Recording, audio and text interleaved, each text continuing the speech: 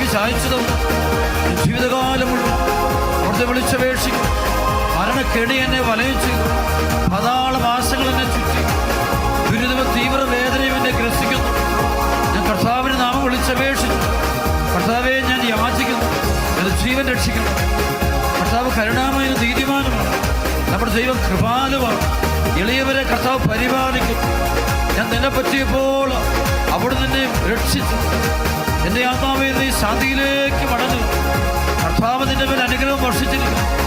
അവിടുന്ന് എൻ്റെ പ്രാണനെ മരണത്തിൽ നിന്നും, സൃഷ്ടികളെ കണ്ണീരിൽ നിന്നും, കാലുകളെ ഇടർച്ചയിൽ നിന്നും മോചിപ്പിച്ചിരിക്കുന്നു.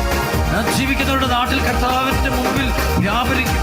ഞാൻ കൊടിയ ദുരിതത്തിൽ അകപ്പെട്ടു എന്ന് പറഞ്ഞപ്പോഴും ഞാൻ എൻ്റെ വിശ്വാസം കാത്തു സൂക്ഷിച്ചു. മനുഷ്യരെല്ലാവരും വഞ്ചകരാണെന്ന് പരിഭ്രാന്തനായി ഞാൻ പറഞ്ഞു. കർത്താവിൻ്റെ മേൽ ചൊരിഞ്ഞ അനുഗ്രഹങ്ങൾക്കും ഞാൻ എന്ത് പകരം കൊടുക്കും?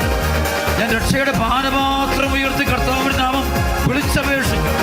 അവിടുത്തെ ജനത്തിൻ്റെ മുമ്പിൽ കർത്താവിന് ഞാൻ എൻ്റെ നേർച്ചകൾ നിറവേറ്റും. തൻ്റെ വിശുദ്ധരുടെ മരണം കർത്താവിന് അമൂല്യമാണ്. കർത്താവെ, ഞാൻ അവിടുത്തെ ദാസനാണ്. അവിടുത്തെ ദാസനും അവിടുത്തെ ദാസിയുടെ പുത്രനും തന്നെ. അവിടുന്ന് എൻ്റെ ബന്ധനങ്ങൾ തകർത്തു. ഞാൻ അങ്ങേക്ക് കൃതജ്ഞത ബലിയർപ്പിക്കും. ഞാൻ കർത്താവിന് നാമം വിളിച്ചപേക്ഷിക്കും. അവിടുത്തെ ജനത്തിൻ്റെ മുമ്പിൽ കർത്താവിന് ഞാൻ എൻ്റെ നേർച്ചകൾ നിറവേറ്റും.